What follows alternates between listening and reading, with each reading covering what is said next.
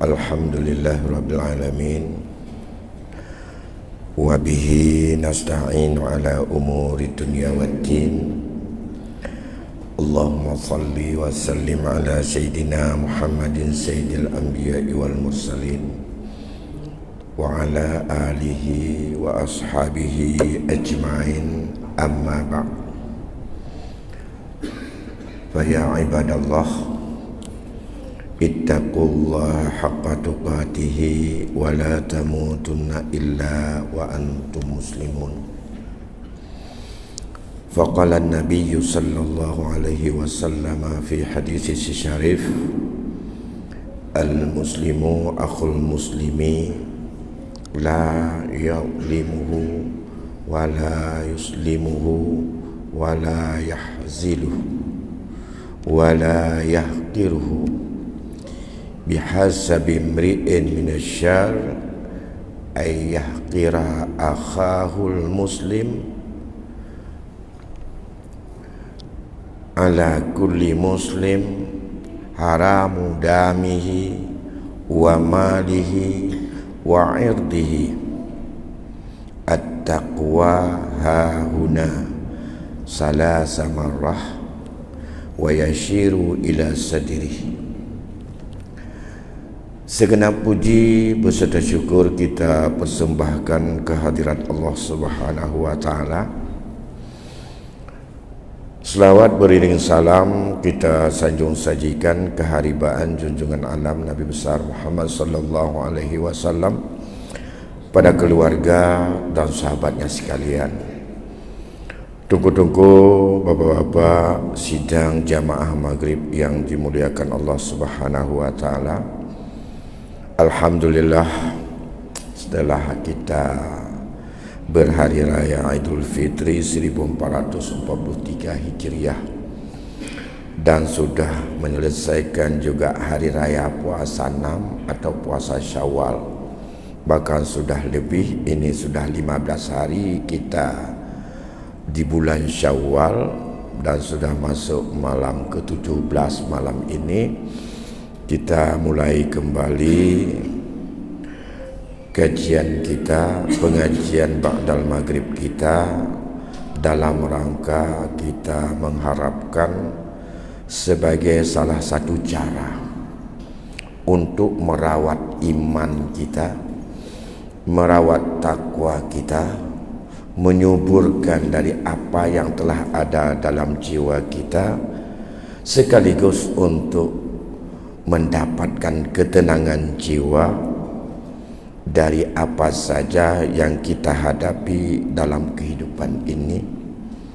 Karena Rasul mengingatkan, siapa saja yang berkumpul di rumah Allah wa yatadarasu fi kitabillah, kita ingin untuk mengulang kaji terhadap kandungan apa yang ada di dalam kitab Allah, Al-Quran, Al-Hadis dan pendapat-pendapat para ulama, maka kepada mereka Allah akan menurunkan ketenangan jiwanya. Allah memberikan kasih sayang dalam kehidupannya dan mereka akan dipayungi dan dilindungi oleh doa para malaikat.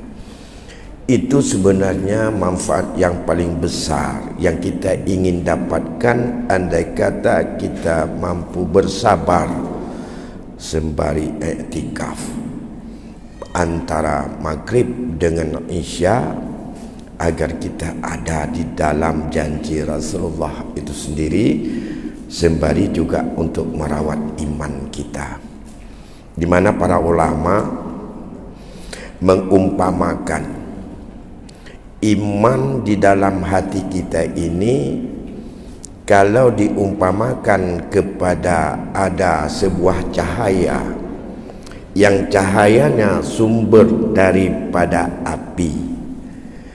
Andai kata diumpamakan ada sebuah apa itu namanya lampu yang pakai somprong dan ada di dalam lampu itu ada dasnya, sumbu kita bakar, dari cahaya somprong itu akan menampakkan daripada apa yang ada di sekitarnya.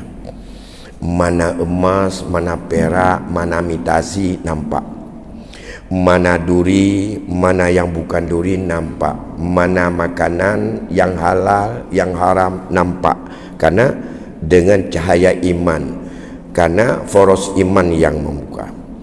Tapi setiap iman itu berhadapan dengan fenomena kehidupan, maka dia akan terpercik juga dengan berbagai daripada virus kehidupan yang menggoda kita untuk tergiur dengan kehidupan dunia. Maka diumpamakanlah kalau ada somprongnya sadik itu, setiap kita beraktivitas di luar daripada kehidupan untuk beribadah, kita ke pasar, kita ke kantor, kita ke laut, kemana saja, itu ibaratnya seperti sumbu itu akan terpercik daripada debu ataupun daripada asap-asap hitam yang merupakan imbas dari itu. Andai kata tidak dicuci dan tidak dibersihkan sumbu itu, maka iman tetap ada, tapi cahayanya sehari demi sehari akan semakin kabur. Jadi kalau sudah kabur daripada iman itu, iman ada, cahaya iman tidak ada, akibatnya tidak begitu bisa untuk dilihat mana yang baik, mana yang buruk, untuk bisa mana yang jelas dengan kacamata iman, apakah yang mudarat, yang bermanfaat daripada apa di sistem menurut kacamata iman. Penyucian dan pembersihan somprong itu itulah majelis ilmu untuk kita dengar, kemudian kita baca, kemudian kita pahami, kemudian kita terus untuk ada dalam majelis ilmu inilah dengan untuk membersihkan. Lebih-lebih kita pasca Idul Fitri, setelah kita beribadah Ramadan ini, selama dalam bulan-bulan Syawal kita banyak sekali virus yang menggoda dan menghilangkan nilai-nilai kesucian yang ada pada kita. Yang kedua, nilai daripada majelis ilmu ini yang kita mulai pada hari ini adalah di samping untuk kita mengisi dalam rangka mencerdaskan hati dan mensucikan iman, termasuk bersyukur kepada Allah pada waktu yang sangat sensitif dan biasa tersia-sia antara maghrib dan isya. Waktu ini sejak masa Rasul sudah diingatkan, siapa saja yang sempat salat maghrib dan ia tidak sempat untuk menunggu salat isya secara berjamaah, maka persis seperti seorang yang ingin makan kambing, dia pelihara lama, kemudian gemuk dan juga segar, dipotonglah kambing itu, tapi ia hanya bisa menikmati daging yang ada di antara dua urat kaki kambing di tapak kaki itu diumpamakan. Jadi kambing kita nyutumun tak pelihara cukup mengerti kambing mentemupajuh hanya sisa-sisa daripada daging yang ada di antara dua kuku kambing itu. Menan ibarat tentang kehati-hatian pemanfaatan antara maghrib dan isya. Karena menyokata tebit dia sembahyang maghrib, tak tamang bawa warung kopi, payah tak temeng sembahyang isya. Tawa rumah datang jamiat susah tak tebit sembahyang isya. Maka waktu 45 minit antara maghrib dan isya, andai kata dimanfaatkan kita duduk beriktikaf sejenak, diisi dengan tausiah dan ulangan-ulangan ilmu, maka itu sangat besar manfaatnya. Maka kita bisa menikmati apa yang kita bayangkan dari apa yang kita ingin itu akan kita proses. Yang selanjutnya, kita setelah melewati daripada hubungan dengan Allah yang sangat-sangat dekat selama Ramadan, dalam bulan Syawal ini sudah kita selesaikan dengan hubungan dengan manusia, dengan orang tua, dengan saudara, dengan kawan, mitra kerja, bahkan sudah aktif kita bekerja kembali. Maka mari kita sama-sama mempertahankan nilai persaudaraan sesama muslim ini. Hendaklah tidak ada pada diri kita masing-masing beberapa sifat yang dilarang oleh Rasulullah bila kita mengakui sebagai kita bersaudara. Saudara sesama muslim lebih besar nilainya daripada saudara karena sedarah dan senasab. Karena saudara sedarah dan senasab banyak faktor yang bisa dinikmati secara material, sehingga biasanya orang saudara senasab akan sangat-sangat melekat dalam jiwanya untuk dipertahankan. Sedangkan saudara sesama muslim seiman itu hanya yang diikat yang paling besar adalah oleh satu akidah, oleh ketauhidan, oleh tujuan jangka panjang kita berhadap Allah. Maka ada beberapa hal yang harus kita hindari daripada persaudaraan kita sesama muslim, baik antara kita kawan atau bukan kawan.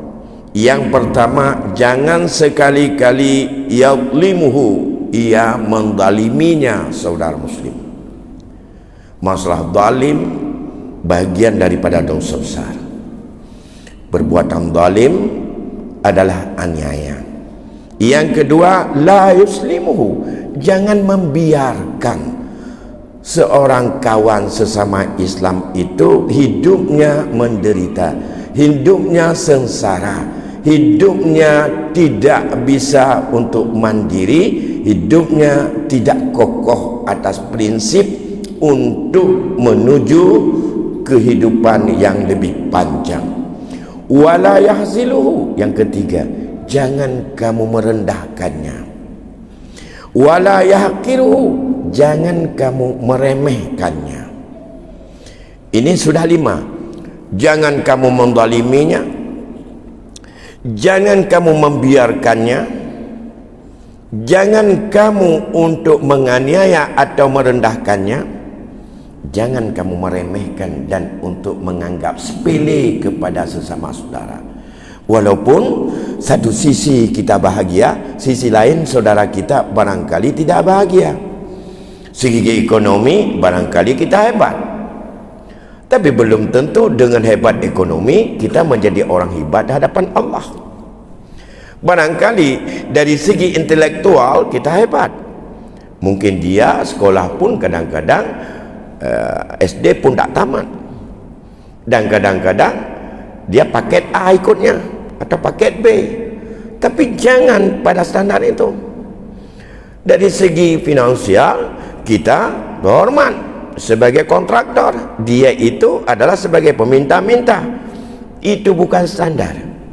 Maka jangan anggap dia itu adalah orang yang rendah, tapi ada kelebihan pada dirinya, karena yang paling lebih Allah yang tahu, Allah yang mengetahui siapa yang lebih ikhlas menerima ridha Allah, menerima ketetapan Allah kepada kita.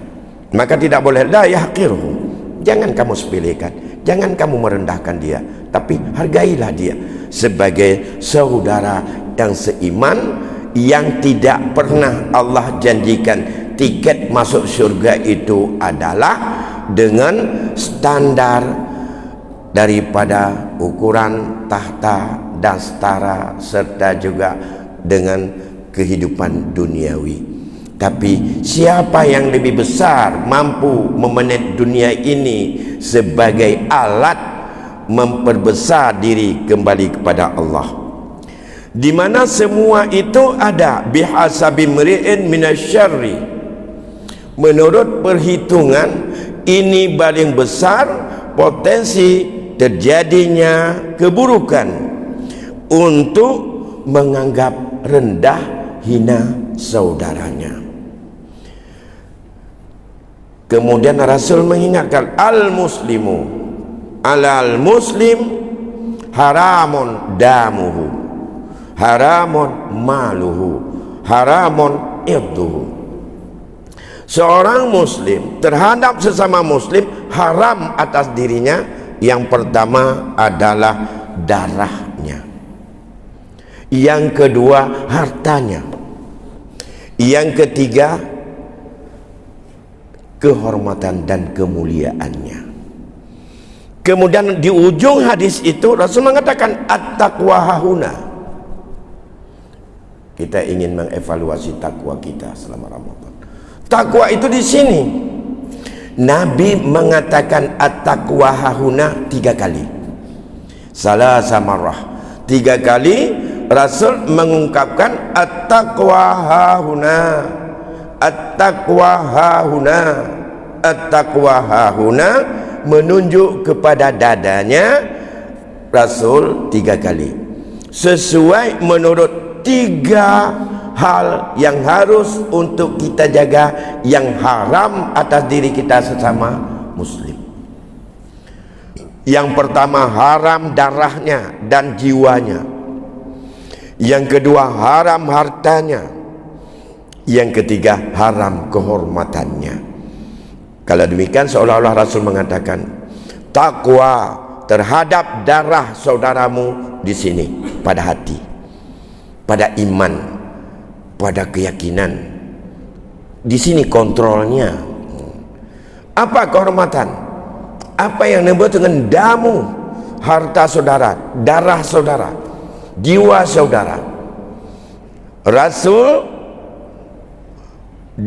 mendapatkan wahyu dari Allah, kalau harta bisa diganti dengan harta, tapi kalau jiwa, anggota tubuh, satu anggota tubuh sekecil apapun, walaupun merasa tidak begitu optimal fungsinya, itu adalah merupakan kemuliaan dari Allah.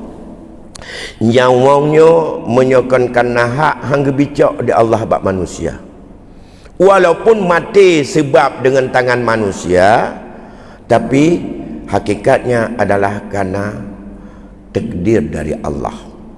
Hakikatnya sebab dari Allah, tapi menyamuk sebab dengan getanya gara-gara getanya tanpa mendengar, ini dianggap sebagai jinayat. Makanya menyangkut dengan kisas, ini adalah menjaga jiwa manusia yang sangat mulia, yang tidak bisa dicipta oleh manusia sepandai dan sehebat apapun terhadap ciptaan Allah pada tubuh manusia. Misal mentang ini pegat tandingan pegat tandingan, kecuali misal orang lain jika dua misal dengan aku boleh aja pegat ke misal dum halau pegat meri atas Allah putimah dengan atas pegat di orang. Oh tak cak dia necak laju yang boleh bak ikut 5 tak pegat ke misal bedan aku dengan misal tu yang keputimah dari Allah bak tanya. Apalagi yang sifatnya itu anggota tubuh. Makanya dalam hukum jinayat, kalau orang bukan karena hak menggugurkan satu saja gigi saudaranya, kena benar banding rencana cok bak ulat, icok le syarat, ditumbuk syarat rega sini. Yum ji menyabaya nyan hana yum di dunianya. Hai tabuh yum igonya tak pegat igo lain bak doktor spesialis pegat igo hana taban ngata Allah putimah. Ya, menyata Allah putimah hani sedot pada dapat jo timfan uraya. Menyatai pegai doktornya salah-salah mensapat dengan timpan ke dia sehingga petak sedot ke dalam WC hokai golon. Mah petak dolain. Igo menyotok benar fikir menyemenan pantas menghayum. Hanya pegat di manusia igonya lagi Allah pegat.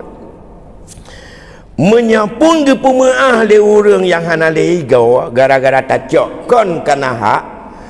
Demai cok di doktor gigi itu kana hak. Mengapa kata yo cok eta fikir le bat tamu dengan ulat. Nebut ke dia. Tapi menyebut kon kana hak 5 ekor unta. Kalau dimaafkan bayar 5 ekor unta. Tapi 5 ekor unta kita jual, ambil uang itu, cari gigi satu yang sama dengan ciptaan Allah, tidak dapat. Nah, ini menyangkut dengan betapa haram atas umat ini sesama muslim giginya saja. Ini yang banyak-banyak. Kalau anak jari tina negara dalam hukum jinayat kita, ini tidak bisa untuk diganti dengan berapa saja nilai uang, karena hukum diat adalah hukum alternatif kalau dimaafkan. Kalau tidak dimaafkan, satu anak jari sama itu nilainya. Kalau dimaafkan, bayar 5 ekor unta. Tak cok 5 buah unta tapi belawa. Tak minta nak jara bersabar ngata Allah pedimo antaban. Tak akan sama. Dan tidak bisa ditetapkan manusia. Kalau yang berpasang-pasang ada 2 anggota, satu anggota sama dengan setengah nyawa dalam hukum jinayat.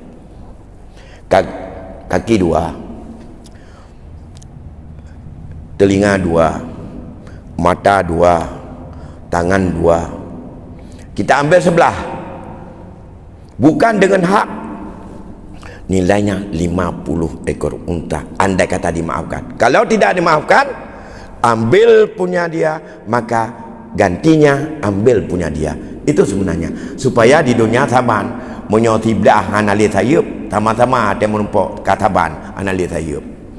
Nah, diingat menyum ya.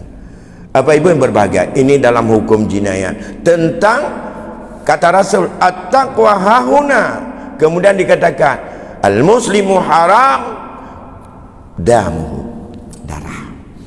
Kalau nyawa harus dengan nyawa, illa bil haqq, kecuali karena diambil karena hak, sebagai algojo atau sebagai apa. Kalau pencurian bisa datang apabila sampai pada tingkat dan kadar tertentu, maka hukumnya potong tangan. Itu Allah yang perintah.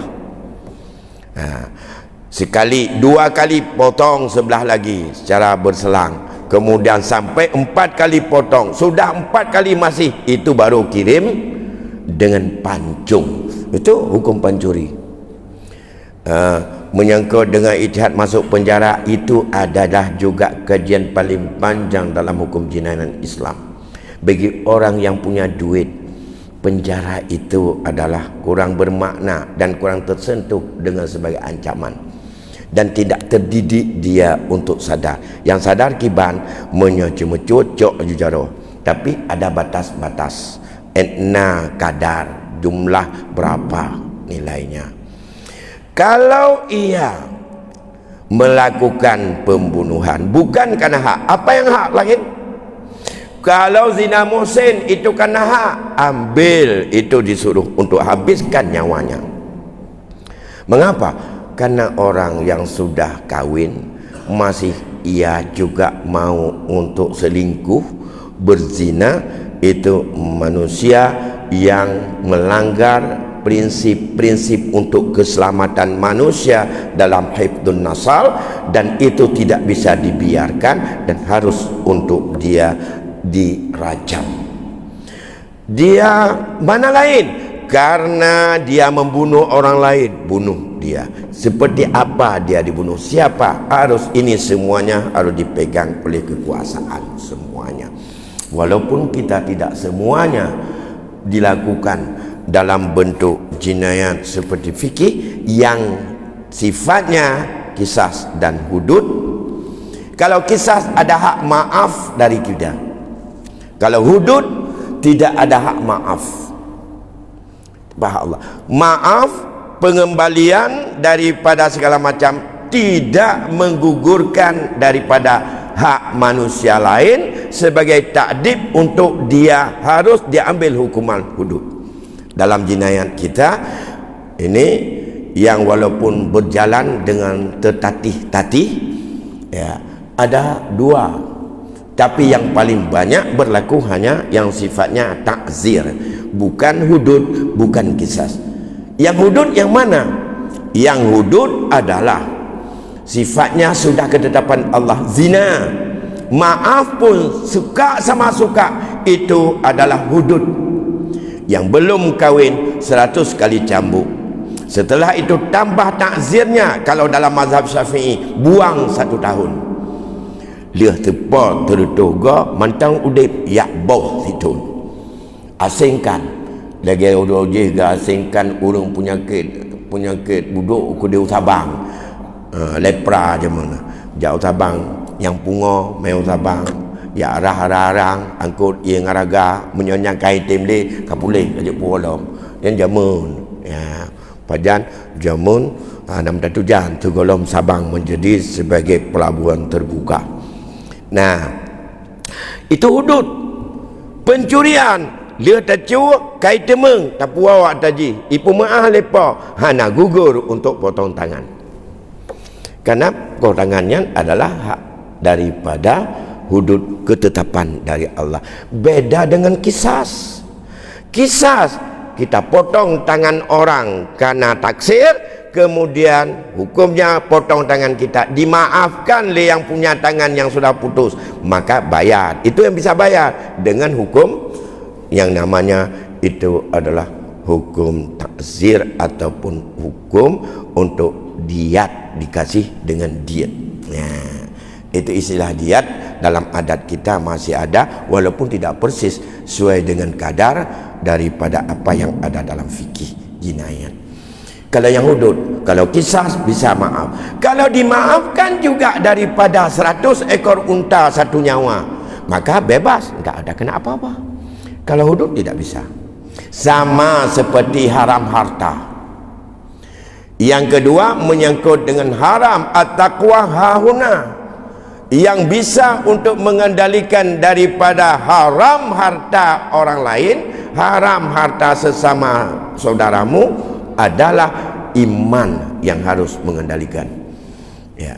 Lantas menyangkut dengan harta juga ada 2. Ada yang haram harta bisa kita selesaikan di dunia, ada yang tidak bisa diselesaikan di dunia, tapi harus untuk kita taubat kepada Allah kalau Allah terima daripada keharaman harta orang. Kalau yang milik pribadi orang bukan dicuri tapi mengambil secara hurul, itu adalah kalau dimaafkan. Lon jok tilok ro no batu bir temayang ical tarik doa baru becut nyopah tau raya untuk ne temeng bam temeng ne puau nyan sebenarnya punya tujuan gecok cuanya masalah puanya kalau selesai mantong kenang hak anak Adam untuk punya jadi bitakzir ataupun dia itu, makanya walaupun tak pulang ke dia tahu dia punya cu, tapi mengambil secara seperti milik orang lain, harta pusaka, harta benda milik masyarakat, milik orang lain, apakah itu tanah, apakah itu benda, menyocok tanah, besuk tanah, nyukan puau tanah yang anak janjit puau ke puau kalau pah tak cok jak puau janjit laki din bapa. Tapi miat nama minyak kenyan cok pun ya. Cok betul je kon cu. Karena man terbuka betul tamu dawa ban buat. Ini milik saya. Kata orang lain bukan milik saya. Kalau pertengkaran tentang milik bukan pencurian, itu bukan hudud. Kalau yang hudud tidak bisa minta maaf. Pencurian hudud, zina hudud, minum khamar hudud, narkoba hudud, itu semuanya adalah hudud, hukum-hukum batas yang telah Allah tetapkan. Yang bukan hudud, dakwi mempertahankan atas nilai milik masing-masing dengan pembuktian masing-masing, tapi hakikatnya bukan milik kita. Itu bukan hudud, itu sengketa milik yang masing-masing saya menganggap saya milik. orang lain mengatakan saya juga milik. Bukan seperti berkaitan dengan riswah, sogok menyogok nyan hanjib maaf lah. Napat laki maaf. Ya, karena dia itu bukan itu hudud, bukan sengketa milik. Kalau sengketa milik itu bisa selesai, hapus dosa, tidak kena. Yang dalam bahasa kita disebut itu perdata. Saya mengatakan minuman ini milik saya, bapak mengatakan milik bapak. Saya buat bukti, bapak buat bukti, tidak ada bukti. Saya disumpah, bapak disumpah, dua-dua sumpah. Nah ini siapa pemiliknya? Dia yang halal. Kalau sadar untuk itu, siapa berani ambil bahwa ini milik kamu, yakin ambillah. Tapi andai kata di situ itu milik saya tidak akan maaf. Menyohana ke pemaaf le urang poji nyutuk urang akhirat tetap harum. Menyang ke pemaaf maka geli. Itu kalau pertengkaran masalah sengketa. Kon masalah cok atau gop dilikut. Jika sengketa menyocok atau gop baik temeng pulang. Mengadal dengan jemucu. Baik tepu mah tua ko umpun cok tadon. Tetap itu hudud, tidak dibenarkan. Ini berkaitan dengan harta. Ada dua. Ada yang bisa diselesaikan baik-baik untuk bisa terhapus dan tidak menjadi sebagai kita untuk depending yang harus kita bayar dengan amal. Tapi yang model-model tadi kita ambil punya orang pencurian, itu semuanya harus ditebus dengan amal di akhirat. Kecuali orang yang sudah bertaubat, kalau Allah terima taubat, karena ini adalah merupakan kita mengharapkan ampunan dari Allah dengan apa yang ada sangkut paut dengan manusia, dan manusia pun tidak bisa untuk memberikan maaf karena itu ada hak manusia lain untuk diambil tindakan hukum. Makanya dikatakan dalam hukum jinayat, tindakan hukum dengan kerelaan bagian dari taubat. Tindakan hukum yang ikhlas kita terima. Misal menu katanya cuma cua. Di saat kita mencuri, habis mencuri, orang lain tidak tahu, kita datang kepada hakim. Pak Hakim, saya mengakui bahwa yang mencuri lembu sipulan adalah saya. Berikanlah hukum Allah kepada saya. Dengan tulus karena kita takut sama azab Allah. Dengan ikhlas kita berikan tangan untuk dipotong karena kita mencuri. Setelah kita kembalikan hak orang, lemogok pulang, jak bahakim yukoh jarawa. Itu bagian dari taubat. Karena tulus, karena takut kepada azab Allah, dia ajuk jarawa yukoh. Begitu juga dengan hukum kisas. Hukum kisas bukan dipaksa. Hukum untuk dibunuh, gepoh gop. Sadar ganyan bahwa hukum membunuh itu adalah sangat besar dan neraka Allah akan menunggunya. Saat taubat dan ia senang andai kata mau hakim Al-Gojo mengambil tindakan untuk dibunuh dirinya. Dia ajuk nyawa ke nekoh tak kualon laga kukoh tak kuagop. Itu dianggap bagian di taubat. Andai kata orang yang melakukan itu menyerah diri, mengaku, karena di dalam Islam, dalam hukum jinayat, pengakuan merupakan alat bukti yang paling kuat. Tak mengaku lon kalau aku kau aku je lah. Ini aku jak bapa hakim, engkau tak lon jak bersyarai. Yang tak aku ikhlas tak mai takut teguyuk kau. Maka sebahagian para ulama mengatakan itu bagian dari taubat, karena sadar dikatanya hana jalan untuk tanuk gantau untuk terima ridha Allah, kecuali lagi tajuk takwa gop menanjuk takwa rod untuk sama-sama mati. Wah jumpa Allah pun dunia nyo taat ya. Jahit mana pandai jahit dia tak ajuk tak apa tak gantonya wong gop. Karena hudud Allah. Nah, kalau syahid ada yang syahid akhirat, ada beberapa hal yang lain. Ini menyangkut dengan darah dan harta. Jadi hudud itu tak bisa lepas. Apakah hudud itu yang sifatnya adalah potong tangan? Apakah hudud itu yang sifatnya adalah cambuk? apakah hududnya itu hudud di bawah dari hudud yang tidak terbukti untuk sampai dengan terwujudnya sebuah, itu disebut dengan ta'zir. Ta'zir ditetapkan oleh hukum negara. Bagaimana yang tidak terbukti, maka dikatanya punya terjadi khalwat dicambuk yang ta'zir kau kan hudud punya hudud hana punya mazina tertuga punya zina muhsin hukum rajam. Nah, yang hukum Al-Quran, hukum hadis itu nyocok yang yubnya. Nah, itu hudud. Dah. Yang ketiga, ini yang sudah banyak diceritakan oleh guru-guru kita, berkaitan at-taqwa hauna bi'irdihi, kehormatan orang lain, kemuliaan orang lain, harga diri orang lain, yang akibatnya dari kita adalah mengupatnya, memfitnahnya, mengadu dombanya, menuduhnya, dan segala macam yang membuat orang lain terhina, membuat orang lain tersinggung, membuat orang lain yang tidak menjadi untuk kita fitnah. Apa beda upat dengan fitnah? Upat mengomongin orang lain yang jelek-jeleknya, dan itu terjadi pada dirinya, tapi tidak di depannya. Bila dia dengar, ia tersinggung dan marah, dan itu upat. Menyo nasihat, kau pegah likut, pegah duk, pegah nasihat. Menyata pegah perbuatan orang lain yang tidak, yang sifatnya itu adalah mengadu domba dia, menjelekkan dia, padahal kita tidak tahu persis apakah dia lakukan itu atau tidak. Itulah yang disebut dengan fitnah. Banyak hal yang kita tidak tahu persis.